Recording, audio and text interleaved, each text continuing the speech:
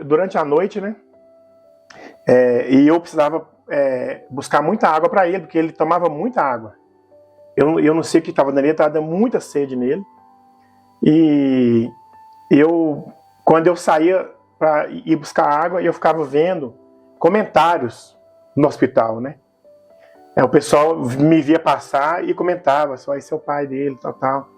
E alguns vinham até a mim e perguntavam, e aí, como é que tá?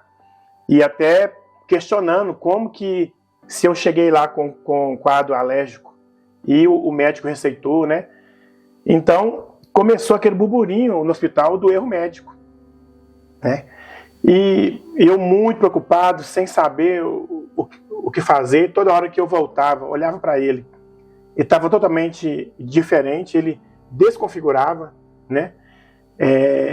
O Davi, ele é moreninho, mas como ele dava umas bolhas de queimadura pelo rosto, ele modificou a cor dele, ele ficou preto mesmo. Assim, na minha frente, eu vendo tudo acontecer, na minha frente, com poucos minutos, pouco tempo, né, com poucas horas, o Davi já estava com o corpo bem manchado, né? E numa dessas vezes que eu fui levar ele no banheiro, ele não gostava que eu ficava vendo ele fazer xixi, né? Aí eu ficava na porta esperando, segurando o soro para ele, e ele fazia. Aí numa dessas vezes, eu acho que ele ficou preocupado também. Quando a gente voltou para a cama, ele falou assim, eu quero te mostrar um negócio. Tem que ser lá. Aí nós voltamos no banheiro, ele mostrou, a cuequinha dele estava com várias marcas de pus, né? Então já estava saindo aquela secreção. Ô Davi, amanhã de manhã, na hora que o médico passar, eu vou mostrar tudo para ele, né? E a gente conversa com o médico e vê. Mas você pode ficar tranquilo que você vai melhorar. E eu por dentro tentando acalmar ele, mas eu mesmo estava sem saber o que fazer. Eu ficava clamando, né? Clamando a Deus para ter misericórdia, porque eu já não sabia mais o que fazer, que ele estava sendo medicado e não parava de sair bolha nele, não parava dele ficar pior. E eu sempre tentando me mostrar tranquilo para ele, mas na realidade, por dentro eu estava dilacerado. Nesse momento a gente estava já desesperado, né? Eu procurava não ligar tanto para o Cristiano, porque eu sabia que a situação estava difícil, mas a única coisa que eu sabia fazer era orar. Então eu orava, e eu movimentei o nosso bairro aqui, né? Movimentei todo mundo, coloquei todo mundo para orar e falei, gente, nos ajude em oração, porque o negócio aqui não tá legal, né? Levantem um clamor aí em nosso favor. Mandei mensagem para várias pessoas, né? E para a igreja também, Igreja Batista Central do Barreiro, pastor Daniel, pastor Ivone, levantaram um clamor diante, né, de Deus pelo nosso filho. E nesse momento, como em todos os momentos, nós estávamos sentindo o cuidado de Deus conosco, né? Aquele momento que nós não temos força para lutar, né? Mas surge uma força sobrenatural nos ajudando e nos impulsionando a continuar lutando por aquilo, né? Então, tanto eu no hotel com a Alice, vivendo aquela situação toda, sem saber o que fazer, quanto o Cristiano no hospital, né? À noite sem dormir, virando noite sem dormir, e também de Deus vindo sobre ele uma força sobrenatural, para que então a gente continuasse ali em luta, né? Tentando entender tudo o que estava acontecendo, que até esse momento, para nós, tudo estava escuro, né? A gente não estava entendendo nada, né, amor, o que estava acontecendo. Foi então, durante a noite lá, eu já comecei a ficar fiquei muito preocupado, porque ele estava numa ala feminina, né? Só tinha mulheres. E eu tentei arrumar um quarto para ele separado. Só que quando eu fui olhar, era muito caro e eu não conseguiria bancar. E uma moça falou comigo assim, mas se eles erraram, então eles têm que te dar assistência. Quando chegar de manhã, o gerente chega, você cobra ele. Então, Quando deu de manhã, por volta de 6h30 da manhã, o médico, né, esse senhorzinho, né, que tinha atendido ele, preocupado com ele, chegou lá às 6h30 da manhã. Falou com ele assim, falou comigo assim, eu fiquei tão preocupado que eu vim passar aqui primeiro. Aí ele chegou, quando ele viu o Davi, ele olhou, examinou, olhou para mim assim, não fez uma cara boa e saiu. Quando ele saiu, eu fui procurar o gerente para ver com ele. Aí ele falou, né, que o médico já tinha comentado com ele, né, do caso do que estava acontecendo. E ele separou, ele conseguiu arrumar um quarto, né, para colocar o Davi separado. Nós fomos para esse quarto, né, que era mais confortável. E esse médico vinha várias vezes conferir. Quando deu por volta de 10h30, 11h da manhã, ele voltou, examinou o Davi e falou comigo assim, pai, você viu que está saindo essa bolha por várias partes do corpo dele? Assim, vi e eu notei. Falei assim, o seu filho está com síndrome de Steve Johnson. Isso vem da reação alérgica que ele teve. Por que a síndrome de Steve Johnson? O que você está vendo por fora do corpo dele aqui, por dentro já está muito mais queimado. Então isso é uma queimadura. Você pode ver o olho dele está queimando. Esse olho dele vermelho não é conjuntivite. Isso aí é queimadura, que está queimando. Ele precisa de oftalmo urgente.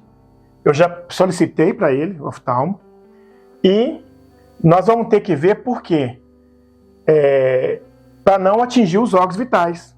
Mas você pode ter certeza que o tubo digestivo dele, o reto, o urinário, está todo queimado. Por isso que ele está urinando pus. Que ele já está queimado. Por isso que essa inflamação dele não para. E a saliva, né? Uma saliva mais densa, esse salivando, né? A boca já estava bem estourada.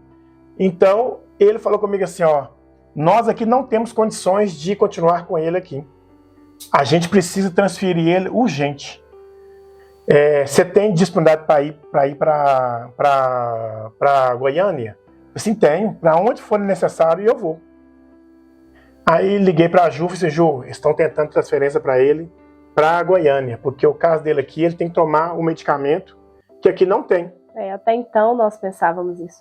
Foi o que o médico relatou, que o tratamento, né, lá não tinha que ser num hospital especialista.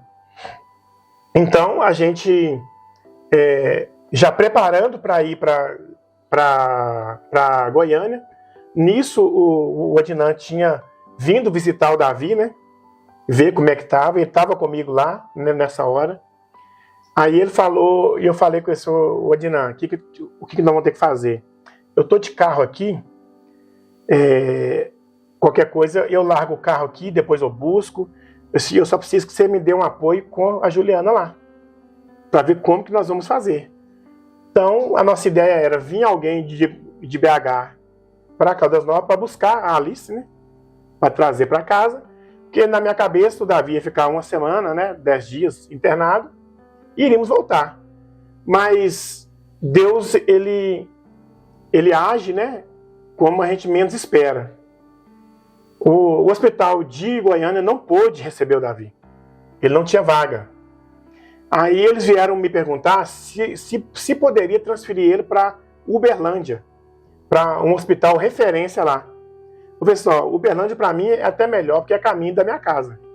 Então, a gente, se for transferir com ele para lá, pode ser. Eu falei assim, então nós já vamos começar a passar os documentos para a transferência. Chegou esses documentos, eu assinei. Assim que eu assinei,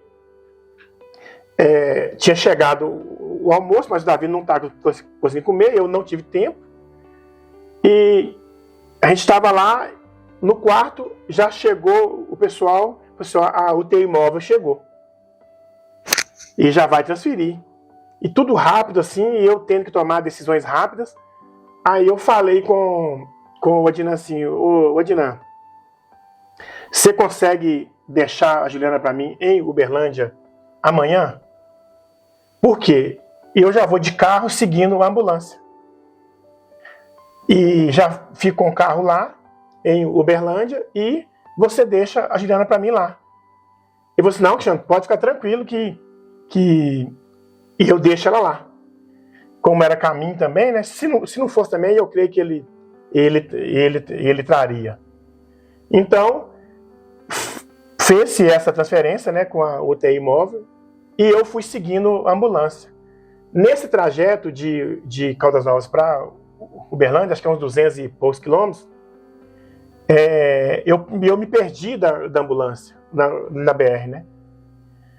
E na ânsia de achar a ambulância, porque eles falaram que eu teria que chegar lá no hospital junto, que eu tenho que assinar para subir com o Davi. E eu comecei a acelerar. E só sei que, para quem conhece a estrada, são várias retas, né? E de assim, plantação. E aconteceu um milagre nesse caminho, porque eu, na ânsia de chegar, quase que eu não chego. Porque a hora que eu vi, eu tinha dormido, né? Eu acordei com o carro fazendo barulho, ele saindo da pista, né? Indo para a parte de terra. E eu, com muito custo, eu consegui controlar o carro foi na contramão, voltou, e eu consegui controlar. E logo quando eu acordei, em vez de eu frear, eu tirei o pé do acelerador. Se eu tivesse freado, eu creio que o carro tinha encapotado. E Deus me guiou nessa hora.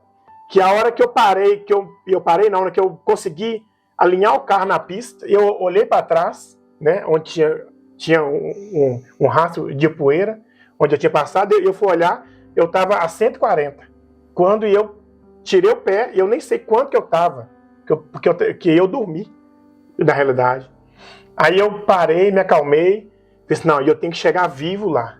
Então eu fui seguindo até chegar em Uberlândia.